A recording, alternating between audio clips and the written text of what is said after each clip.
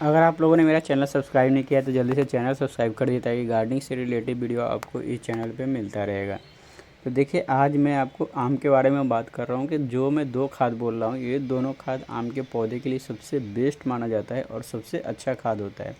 और ये आम के पौधे के लिए भी नहीं है, जितना भी आप देखेंगे पौधा हो गया, फ्रूट प्लांट है या वेजिटेरियन है, सबके लिए सबसे बेस्ट ये खाद माना जाता है। ये खाद सिर्फ पोषक तत्व से भरपूर नहीं होता है, इसमें देखा जाए तो बहुत सारा ऐसा न्यूट्रिशन पाया जाता है जो पौधे के लिए बहुत ही अच्छा होता है और मिट्टी को भी बहुत ही अच्छा उपजाऊ बनाता है, मिट्टी का पीएच में भी सुधार लाता है और बहुत ही अच्छा फर्टिलाइज़र भी होता है।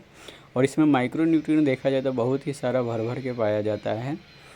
तो मैंगो प्लांट के लिए या बाकी भी फ्रूट प्लांट के लिए बहुत ही बेस्ट फर्टिलाइज़र है और ये 100% ऑर्गेनिक आता है। तो ये फर्टिलाइज़र हो सके तो आपको यहाँ पे मिले या ना मिले, पर मिल सकता है अगर आप ट्राई करेंगे तो पहला फर्टिलाइज़र जो जो है वो बहुत ही इजी मिल जाता है, वो है आपका गोबर की खाद। देखिए, गोबर की खाद सबसे बेस्ट और सबसे अच्छा खाद होता है। गोबर की खाद में क्या होता है, आपका बहुत सारा न्यूट्रिशन पाया जाता है जो पौधे के लिए ज़रूरी होता है, जिसमें आपका एनपीके का सोर्स होता ही होता है, साथ ही साथ इसमें माइक्रो न्यूट्रिएंट भी बहुत अच्छा पाया जाता है। और ये मिट्टी को भी बहुत ही अच्छा हल्का बनाता है और उपजाऊ भी बना देता है मिट्टी का भी। और मिट्टी को ये बैठने नहीं देता है गोबर की खाद। मगर बहुत लोग का ऐसा शिकायत था, बहुत लोग बोला कि गोबर की खाद हम कौन सा यूज करें और कौन सा बेस्ट होता है। तो देखिए, आप गोबर की खाद कोई भी यूज कीजिए मगर पुराना यूज कीजिए। खास करके अगर आप आम के पौधे लगाए तो मिनिमम 1.5 साल पुराना ही गोबर की खाद यूज कीजिए, नया गोबर की खाद बिल्कुल भी यूज ना कीजिए। नया की गोबर की खाद यूज करना है तो यूज ना कीजिए, उसके जगह पे आप वर्मी कंपोस्ट यूज कर सकते हो, वो भी बहुत ही अच्छा खाद होता है। पर अगर आपको गोबर की खाद ही यूज करना है तो आप मिनिमम 1.5 साल 2 साल पुराना यूज कीजिए।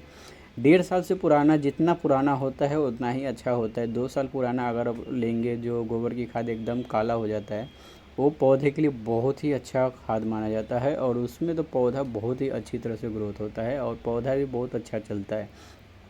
तो गोबर की खाद जितना पुराना होता है उतना ही बेस्ट होता है और उतना ही अच्छा उसका रिजल्ट आता है। तो जितना हो सके आप गोबर की खाद यूज कीजिए, भले 2 रुपये आपको ज़्यादा लगे, मगर गोबर की खाद सबसे बेस्ट और एक अच्छा खाद होता है जो आपको बहुत ही अच्छा रिजल्ट देता है। वर्मी कंपोस्ट से बहुत ही अच्छा होता है, मगर गोबर की खाद इसलिए नहीं मिल पाता है कि गोबर की खाद जो होता है वो सबसे लेट ये मिलता है। वर्मी कंपोस्ट आपको 1 महीना में तैयार हो जाता है, मगर गोबर की खाद को तैयार होने में मिनिमम आपका देखा जाए तो 1-1.5 साल समय लगता है। इसीलिए देखा जाए तो उसके जगह पे वर्मी कंपोस्ट मिलता है, बहुत जल्दी तैयार होता है और गोबर की खाद थोड़ा तैयार होने में लेट होता है। तो इसीलिए गोबर की खाद थोड़ा महंगा भी मिलता है वर्मी कंपोस्ट के मुकाबले। अगर आप ओरिजिनल गोबर की खाद पुराना लेते हैं तो थोड़ा महंगा भी पड़ता है। अब आपको जो दूसरा खाद बोल रहा हूँ वो है आपका बकरी का खाद या बकरी या गॉट नेचर कंपोस्ट के नाम से भी ये जाना जाता है। ये खाद बहुत ही अच्छा खाद माना जाता है और इसमें भी पौधा बहुत ही अच्छी तरह से चलता है। और ये भी देखा जाए तो 100% ऑर्गेनिक रहता है, क्योंकि देखा जाए तो बकरी जितना भी जंगल उंगल का घास ज़्यादा करके खाया जाता है या घर का सामान जो होता है वेस्टेड वही खाते हैं। तो इसीलिए जो खाद होता है बहुत ही अच्छा खाद माना जाता है, ऑर्गेनिक खाद माना जाता है। तो गोट नेचर कंपोस्ट बहुत ही अच्छा ये खाद होता है पौधे के लिए। आम के पौधे, ये भी फ्रूटिंग प्लांट, फ्लावरिंग प्लांट, सब में बहुत ही अच्छा काम आता है। तो गोट नेचर कंपोस्ट बहुत ही बेस्ट खाद होता है। अब आपको बतलाते कि इसको यूज कैसे करना है। तो बहुत लोग का इसमें शिकायत था कि जब हम गोट नेचर कंपोस्ट यूज करते तो हमारे पौधा चलता नहीं है, पर पौधा सर्वाइव नहीं कर पाता है। तो देखिए, गोट नेचर कंपोस्ट जो होता है आप नया बिल्कुल भी यूज ना कीजिए, इसका भी सेम विधि है, मिनिमम आप 1 साल पुराना ही यूज कीजिए। नया कोई भी खाद आप यूज करते तो उसमें पौधा जलने की समस्या बहुत ही ज़्यादा रहता है। अगर आप पुराना यूज कर देंगे तो उसमें उतना ज़्यादा समस्या नहीं होता है जितना नया वाला में समस्या आ जाता है।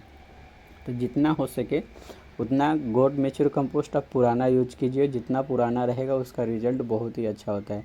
अगर आप नया यूज करते हैं या गोबर की खाद या गोट नेचर कंपोस्ट, उसमें आपका प्रॉब्लम यही रहता है कि उसमें पत्ता जलने की समस्या उसमें आने लगता है, क्योंकि उसमें गैस रहता है जिसके कारण देखा जाए तो बहुत ज़्यादा पौधे में हीट होता है जड़ में, और इसके कारण आपको पत्ता उत्ता जलने लगता है, कभी कभी पौधा सर्वाइव नहीं कर पाता है।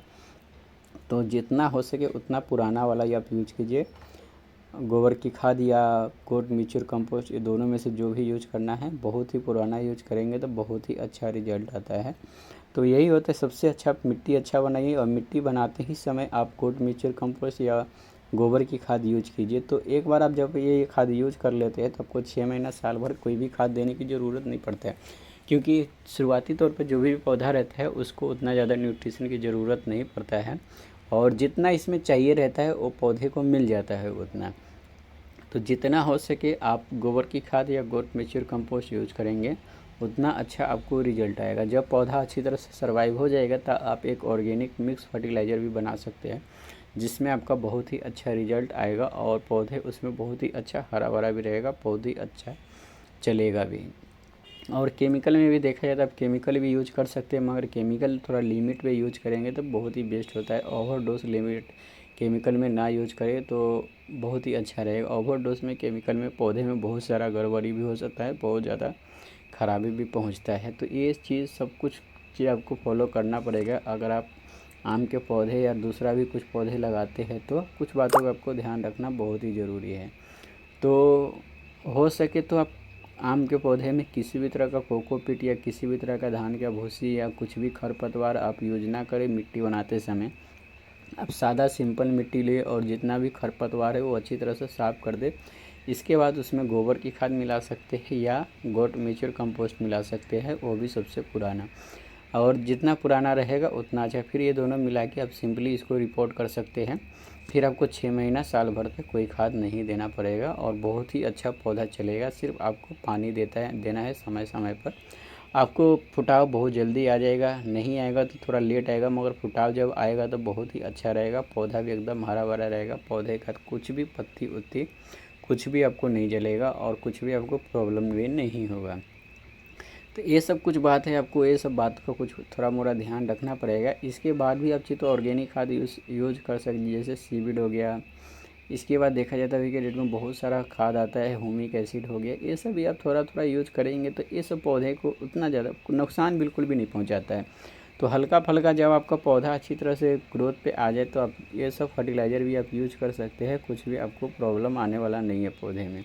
तो और जितना हो सके आप शुरुआती तौर पे ये दोनों मिट्टी बनाने के बाद 6 महीना बाद आप धीमे धीमे करके खाद देना चालू कर दें और ऑर्गेनिक ही खाद ही दें, ताकि धीमे धीमे आपका रिजल्ट भी अच्छा आएगा और पौधे भी आपको अच्छी तरह से चलेगा और पौधा थोड़ा भी स्ट्रेच में नहीं जाएगा और पौधे का ग्रोथ भी बहुत ही अच्छा चलेगा। पौधे का ग्रोथ भी अच्छा रहेगा, स्टेज में नहीं जाएगा, ब्रांचेस भी अच्छा निकलेगा, तो फ्रूट भी स्वाभाविक है उसमें अच्छी तरह से लगेगा। तो अच्छा फ्रूट लेने के लिए कुछ बातों का आपको ध्यान रखना पड़ता है, ताकि पौधे अच्छा रहे और अच्छा चले और अच्छा खाद पानी आप देते रहे पौधे में। वीडियो पसंद आता है तो चैनल को सब्सक्राइब कर दीजिएगा। Bye bye.